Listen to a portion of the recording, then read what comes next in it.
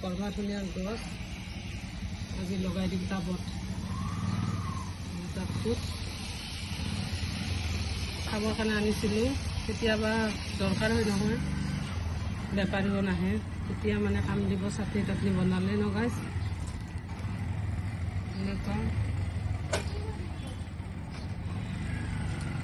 এনেকুৱা লগাই দি থৈ দিওঁ,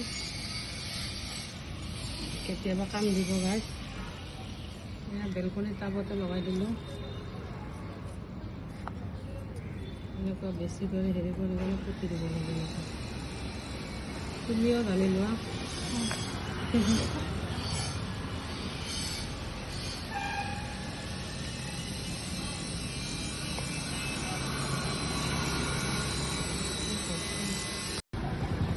এতিয়া পানী দিব লাগিব, পানী দিলে ধুনীয়া হ'ব। শুনাচোন, পানী অলপ লৈ আহা। মই ইয়াতে পানী নিদিওঁ, ভাতৰ পানী দিছোঁ। ইয়াত পানী নহয়, ভাতৰ পানী, মানে ভাতৰ পিচ, সেইটো দিলে বেছি ভাল গছত। এদিন ৰাখি কিনে যদি দিলে বেছি ভাল আৰু যদি এদিন ভাতৰ পিচটো ৰাখি কিনে দিওঁ আৰু বেছি ভাল। কিন্তু এইটো আজিয়ে বনোৱা ভাতৰ, গতিকে দিলোঁ মই,